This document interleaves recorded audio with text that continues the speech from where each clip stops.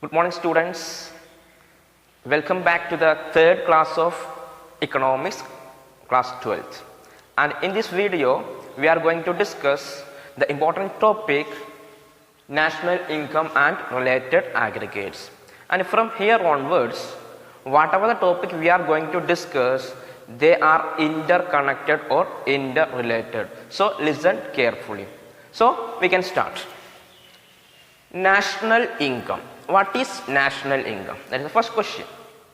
So national income is the sum total of factor income which are generated by or earned by normal resident of a country during an accounting year or financial year. What is national income? It is the sum total of factor income. Keep in mind, factor income earned by normal residents of a country during an accounting year or financial year. So there should be two conditions for fulfilling the national income. First one, that is it should include factor incomes only, and the second one, that is that should be generated by normal resident of that particular country only. So two conditions. First one, it should be factor income, and second one, that is it should be generated by normal resident of that particular country. Then what is the meaning of factor income? Got it? So here in macroeconomics, incomes are classified into two. First one, that is factor income, and the second one, it is transfer income. Factor income and transfer income. So factor incomes are the income which you earn as a reward of your services. You are contributing your services, as a result you are getting some income. So that income is known as factor income. So keep in mind, this factor income is related with the factors of production. Yesterday we studied what are the four factors of production. So what are the factors of productions? Are land, labor, capital and organization, otherwise entrepreneurship. So what are the incomes are generated by land, labor, capital and organization? That incomes are known as factor income. So for land, what is the income? Rent. For labor, what is the income? Wage. So now we are modifying this word wage as compensation of employee. Compensation of employees. Okay, from today onwards we will not say rent as the wage as the remuneration of labor. Instead we will use compensation of employees. And the third one, that is for capital, it is interest, and for organization or entrepreneurship it is profit. So these are the factor incomes. Factor incomes are rent, compensation of employees, interest and profit. Got it? So national income include only factor income. It is a sum total of factor income. Sum total means rent plus compensation of employees plus interest plus profit. And the second category of income, it is transfer income. So transfer income is the income when you receive as a help, donation, charity, etc. If you get in some amount of money as a part of help or donation or charity, so that income is known as transfer income. For example, suppose student A, he is studying in Jawaharlal Nehru University and he is getting a scholarship of rupees 5,000 per month from central government. So this 5,000 is an income for the student A, but here the student is not contributing any services. Okay, so this 5,000 is treated as transfer income. It is not factor income. Got it? So transfer incomes, that income which when you receive as a help, donation, charity is known as transfer income. And one more thing, that is factor income is also known as earned income. Earned income, whereas transfer income is known as unearned income. Good morning, The second students. condition of national income is the factor income should be generated by normal residents of that particular country.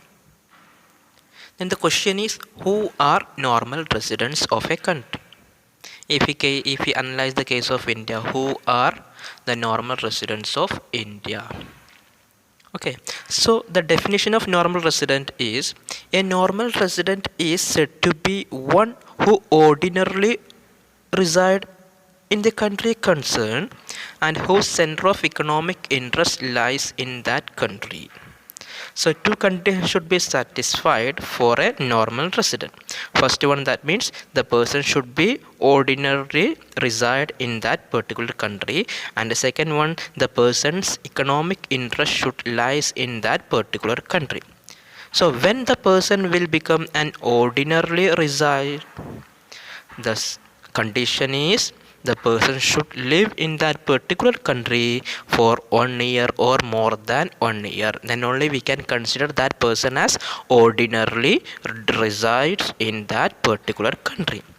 Then next question, that is, what is economic interest?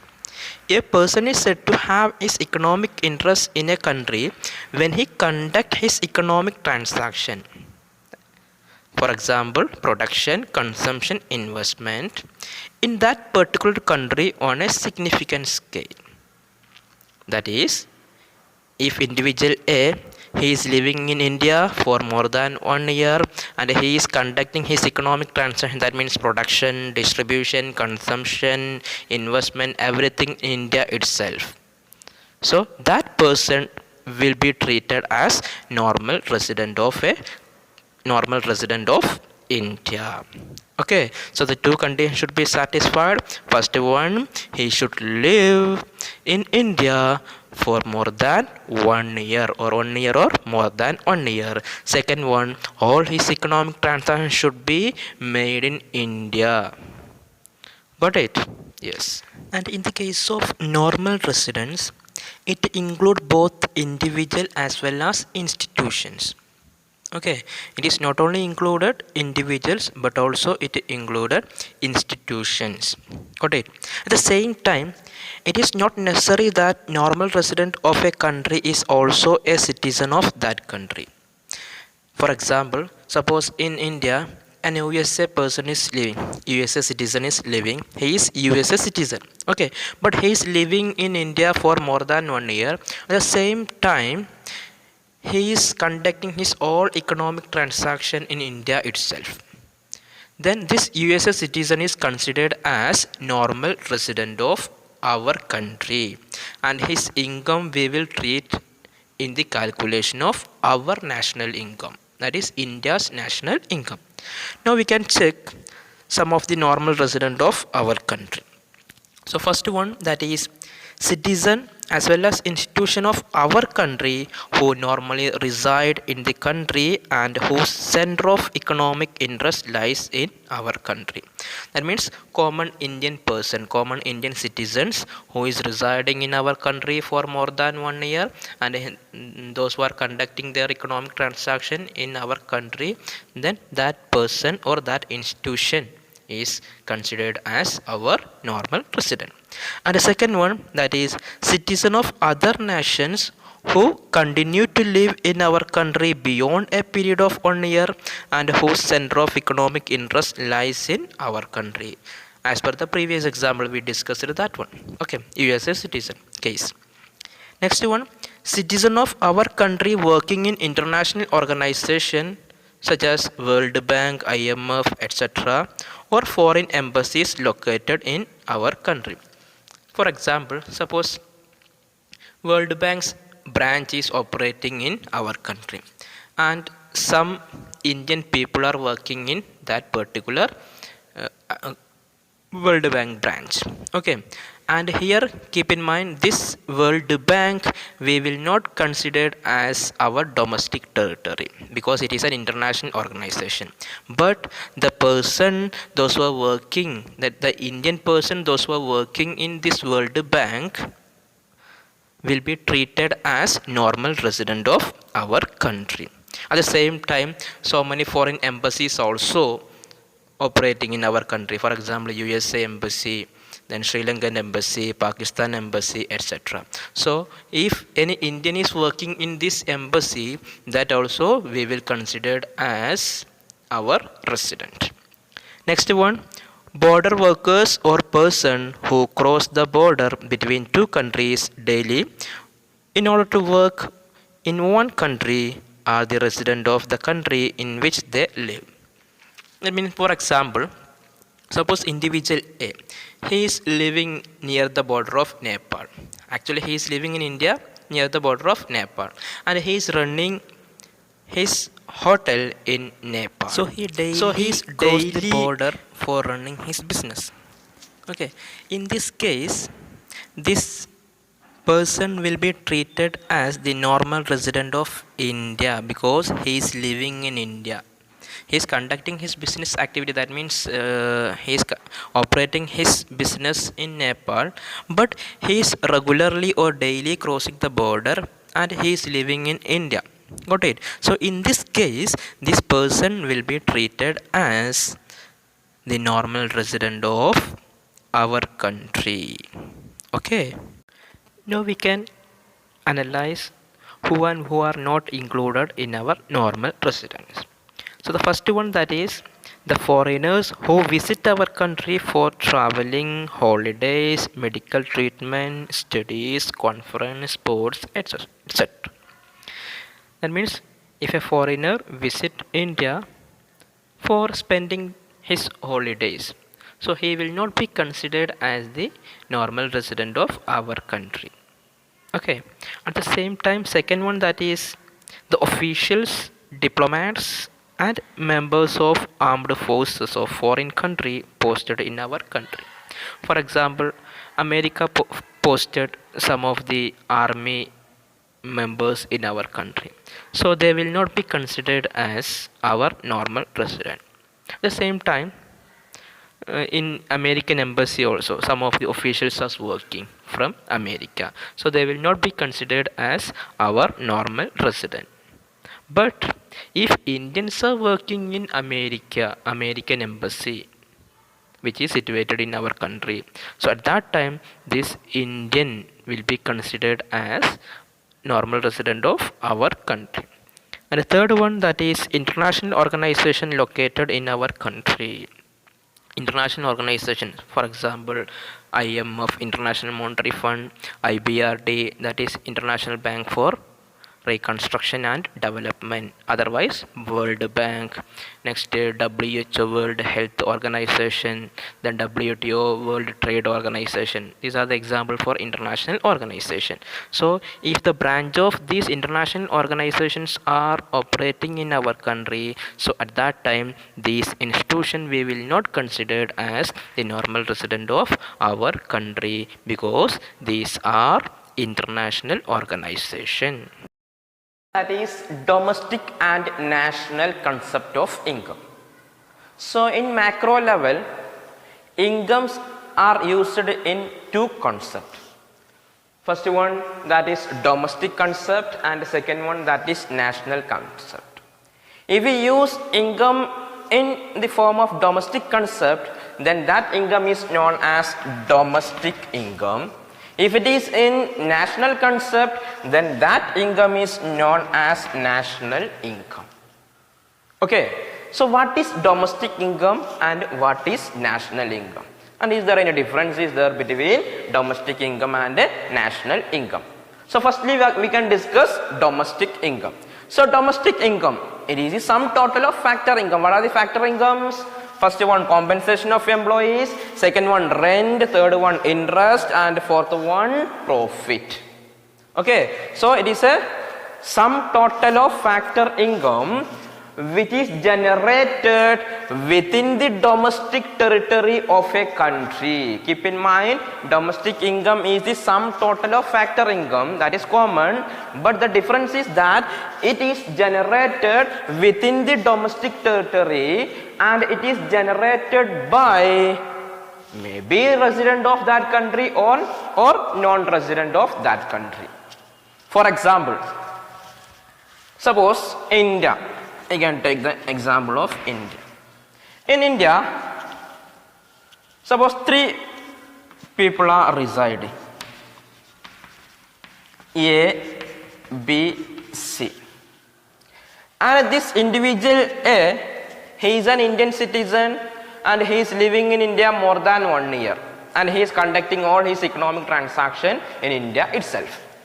Individual B, that is also an Indian citizen and he is living more than 1 year in India. And individual C, he is an American citizen, USA citizen, and he is living in India for just 6 months only. And his center of economic interest is America. He want to spend all income in America. Okay, all economic transaction in America. So, for example, individual A's income, for example, it is 100. Individual B's income, it is also 100. And individual C's income, it is 50. These are the income generated by these people. A 100, B 100 and C 50. Okay. And while calculating this domestic income, this is the compensation of individual A, compensation of individual B and compensation of individual C. So what is domestic income? It is sum total of factor income. Sum total of factor income are here 3 factor incomes are the 100, 100 and 50. So 250.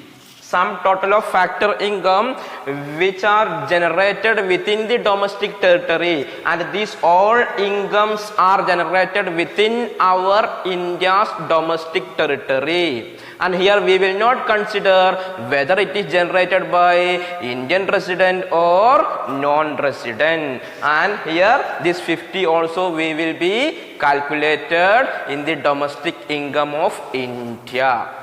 Okay, understood? That is domestic income. So domestic income is a sum total of factor income which is generated within domestic territory by normal resident of that country or non-resident of that country. Next one, national income. What is national income? So national income, we already discussed the definition of national income. So what is sum total of factor income? Factor incomes are compensation of employee, rent, interest and profit, which are generated by normal resident of our country.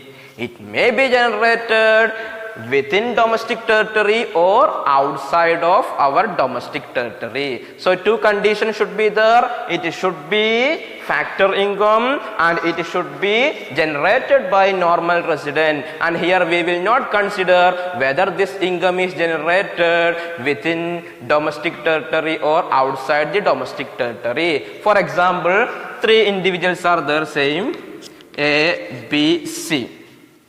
An individual A, he is an Indian citizen and who is living in India more than 1 year. So he is treated as Indian resident.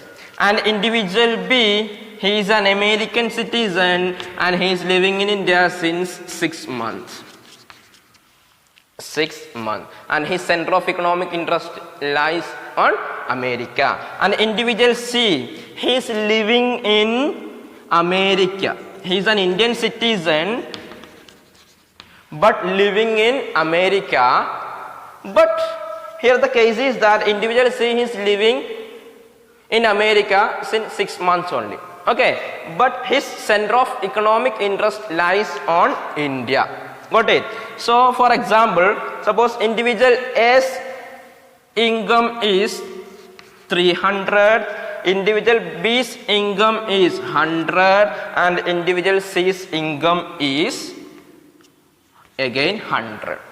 So while calculating domestic income, keep in mind, while calculating domestic income, this individual C's income we will not consider, because individual C is living in outside of our domestic territory. So domestic income is equal to 300 plus 100, that is 400. So domestic income is equal to 400.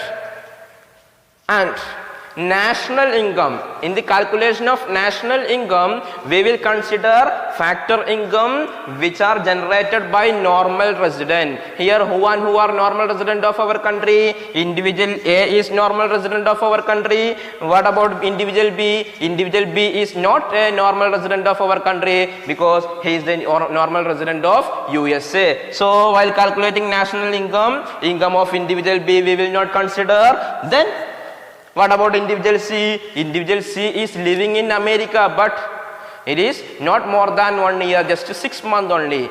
At that time, individual C's income we will consider in the calculation of national income of our country. So he is also a normal resident of our country. So this income we will not consider, and national income is equal to this 300 plus this 100, that is 400.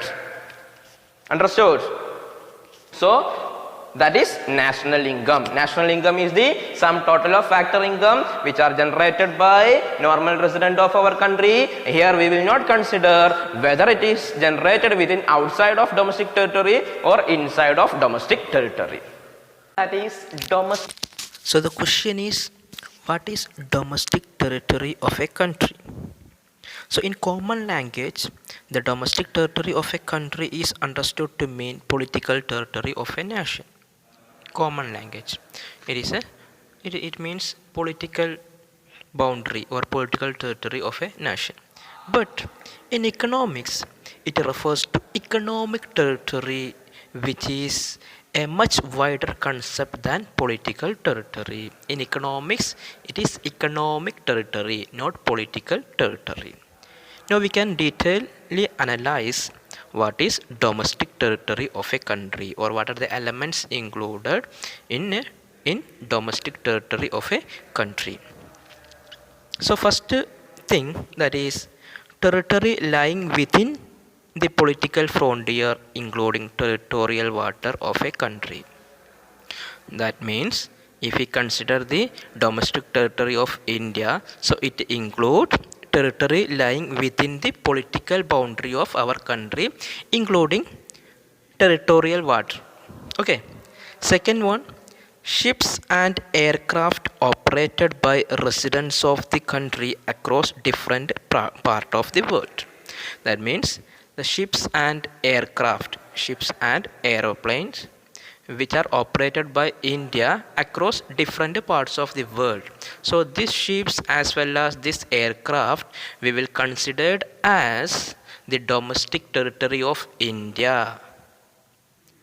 These are running in between different countries, but these ships and aircraft we will consider in the domestic territory of our country, because these are operated by our residents. Next one, fishing vessels, oil and natural gas rigs and floating platform operated by residents of the country in international water. Fishing vessel, ships, okay. Oil and natural gas rigs means well, and floating platform which are operated by our residents, which are operated by Indians in international water. So that will be considered as domestic territory of our country. They are operated in international water, then also we will consider they are domestic territory of our country, because these are operated by Indians. Then third one, that is embassies, consulates and military establishment of the country located abroad. So embassies, what is the meaning of embassies? Embassies is a group of government officials headed by an ambassador who represent their government in a foreign country. That means Indian embassy we can see most of the countries except India. In India, we cannot see Indian embassy. Okay, so Indian embassy, it is a group of government officials headed by Indian ambassador in foreign country, which represent our country. Okay, so Indian embassy we can see in America, Indian embassy we can see in Britain, Indian embassy we can see in Russia, in different countries we can see. So this Indian embassy we will consider as the domestic territory of our country.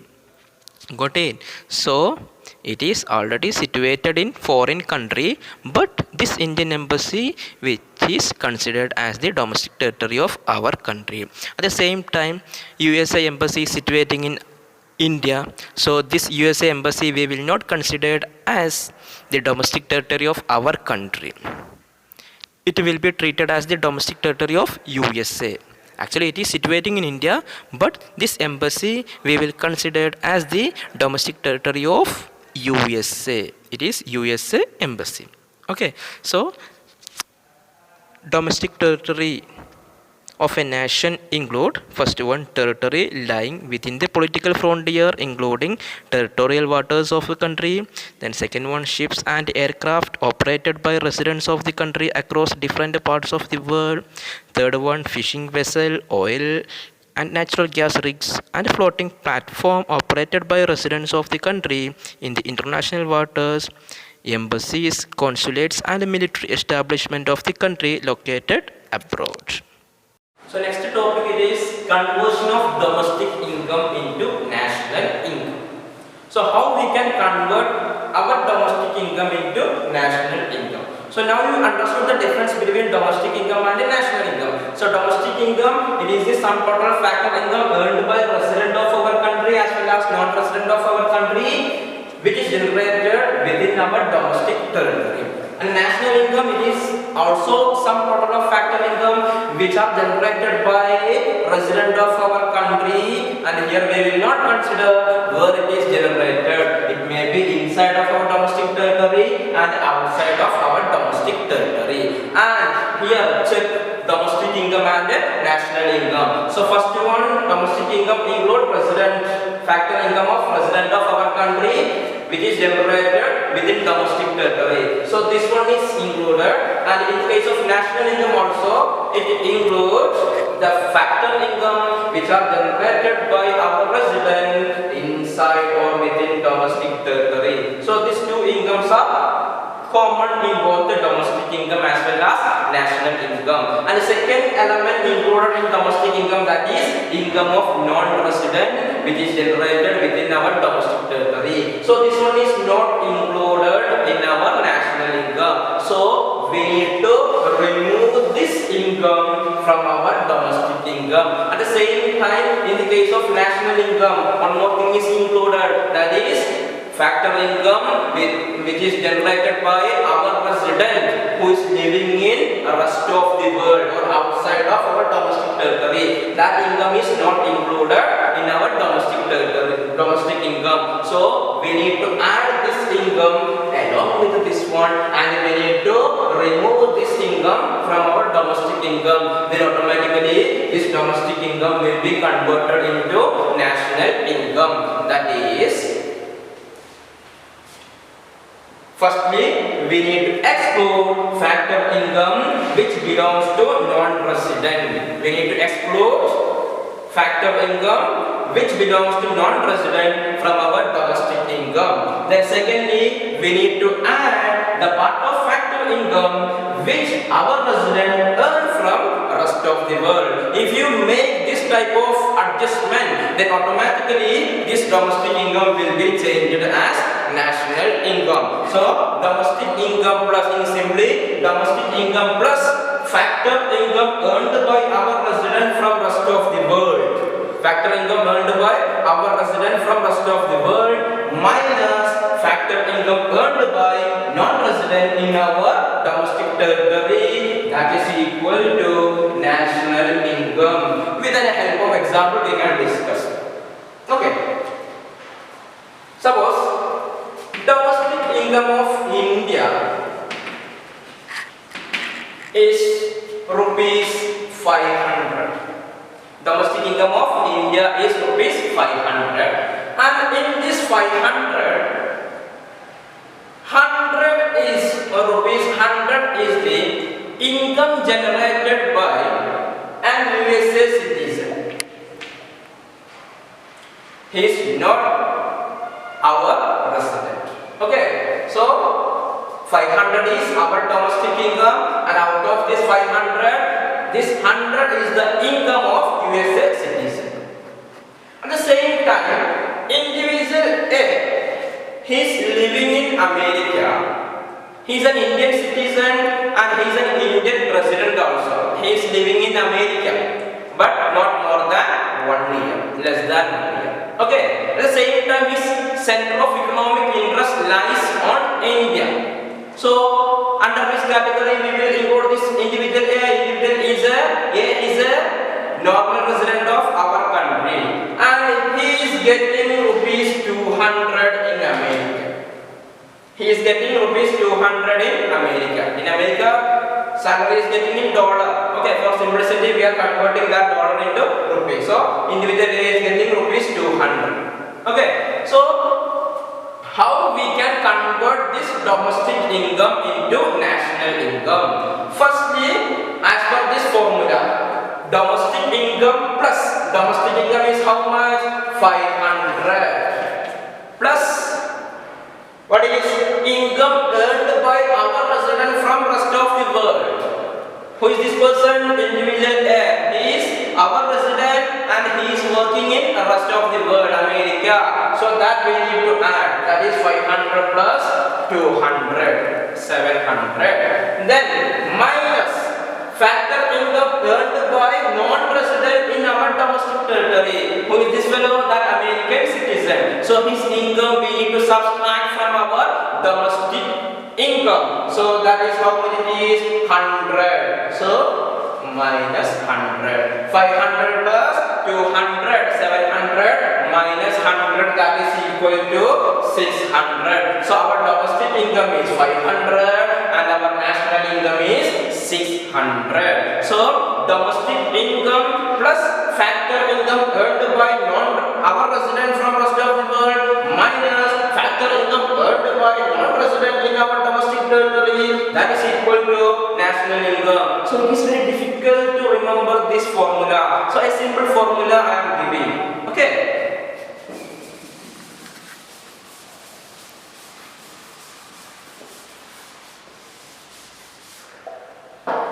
That is, in simple formula, domestic income plus DI means domestic income.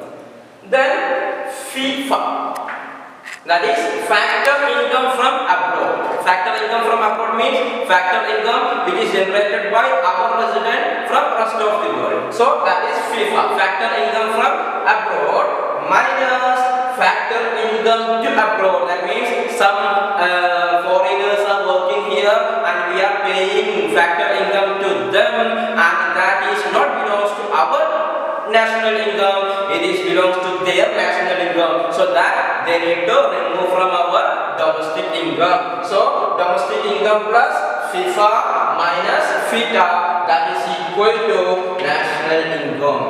Is it simple now? Then one more simple is that is this FIFA minus FITA, factor income from abroad minus factor income to abroad. In simply, this difference is known as net factor income from abroad. Net factor income from abroad, otherwise, in simply we can say it as NFIFA. NFIFA. So, domestic income plus NFIFA. What is NFIFA? Net factor income from abroad, that is equal to national income. Then how we can calculate this NFIFA? NFIFA is equal to factor income from abroad minus factor income to abroad. As per previous example, factor income from abroad, individual here he was working in America, he is getting rupees 200. So if FIFA factor income from abroad was 200 and feta. That means our domestic income was 500 and out of that 500, 100 was the income of US citizen. That is feta.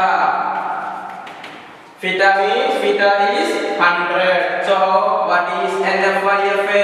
NFIFA is equal to FIFA minus feta.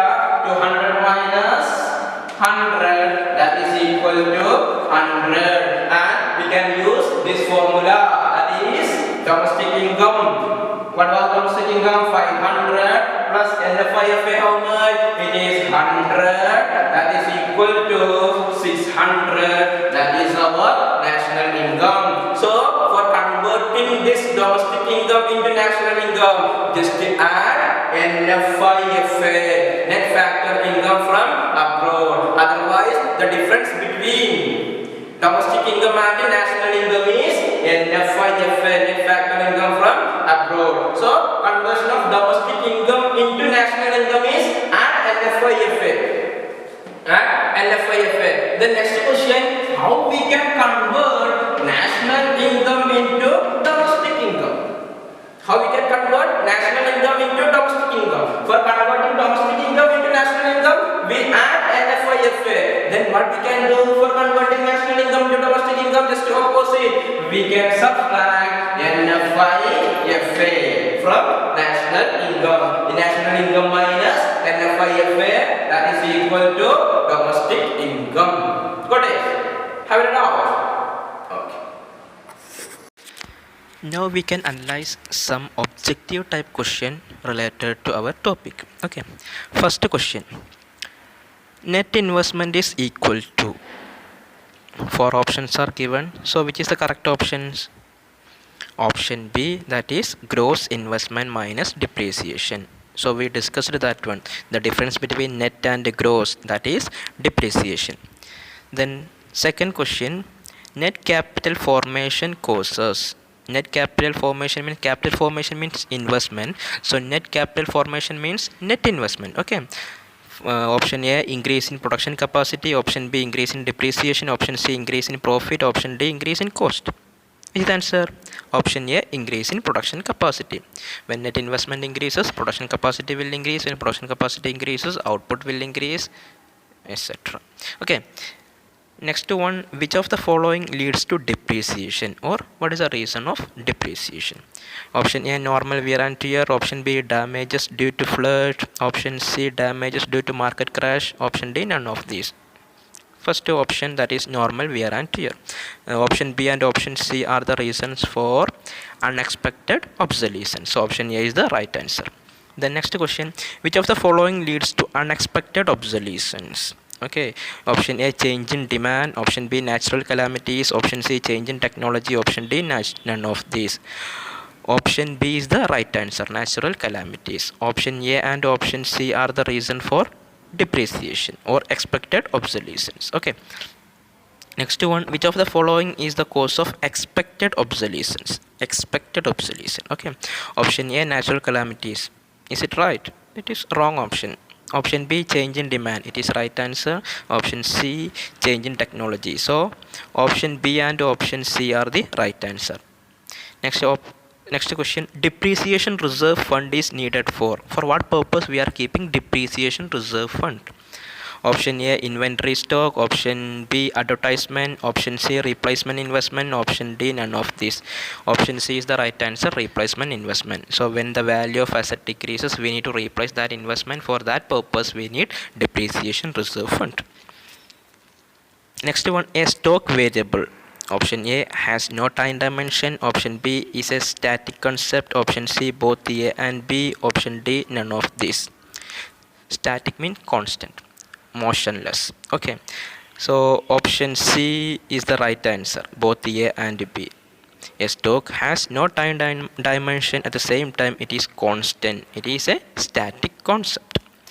The next, a quantity measured per unit of time period is known as option A stock variable, option B flow variable, option C inventory, option D none of these.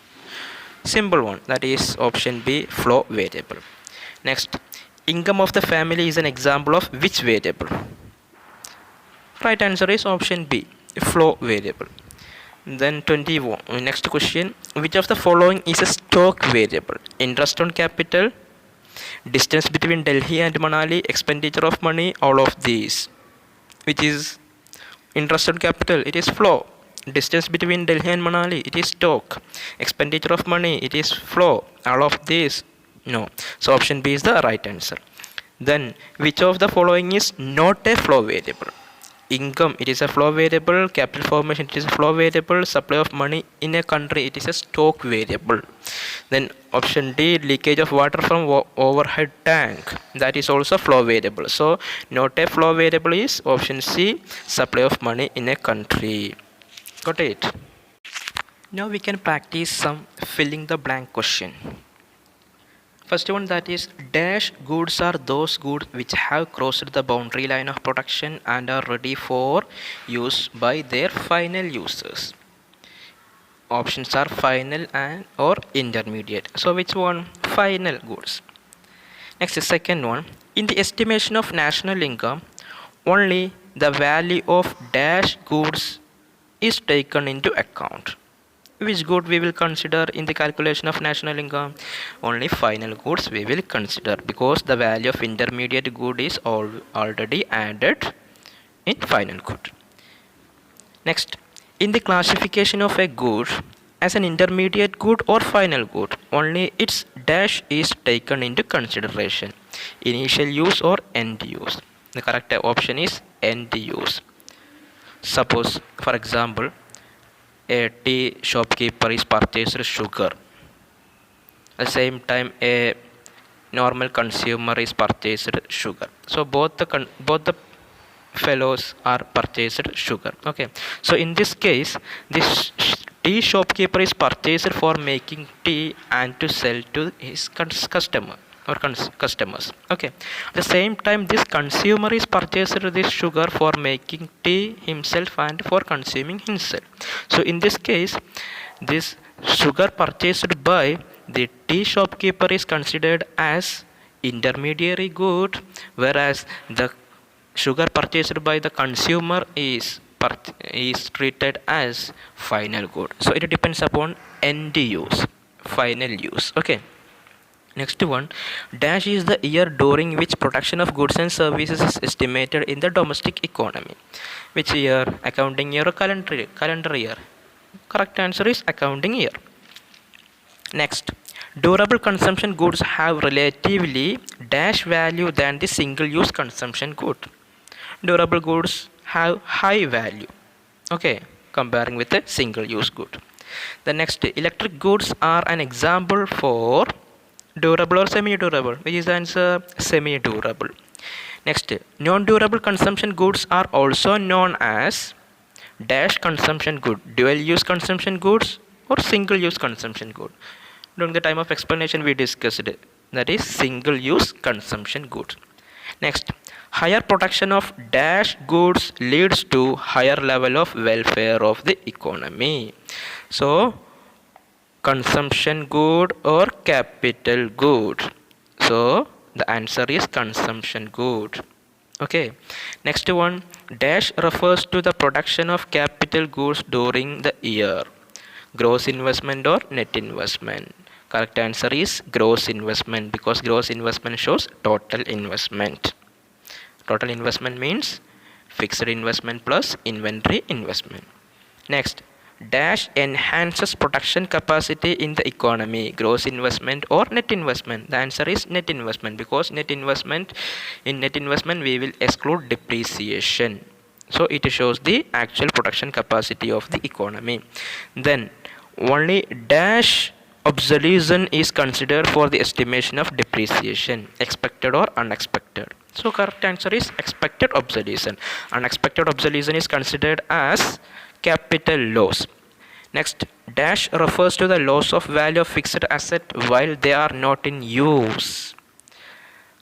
Consumption of fixed capital or capital loss? Correct answer is capital loss, because if we consider the loss of value of fixed asset due to wear and tear, that is known as consumption of fixed capital. What is another name of consumption of fixed capital? Depreciation. Okay. And capital loss refers to the loss of value of fixed asset while they are not in use due to natural calamities or due to economic recession or depression. Okay, next, a stock is a variable measured over a period of time or at a point of time. Correct answer it is at a point of time. The next, loss of value of fixed asset owing to unexpected obsolescence is called, we already discussed, that is capital loss. And the next one, that is dash, refers to the flow of money across different sectors of economy. What is flow of money? So answer is money flow. Okay, so let us wind up today's session. I hope all of you are stay at your home, and tomorrow we can discuss national income aggregates. Today we discussed only the concept of national income and domestic income and conversion of domestic income into national income. And tomorrow we can discuss what are the different aggregates used in the calculation of national income, or what are the different aggregates related to national income. Okay, stay at home, stay safe, have a nice day. Thank you.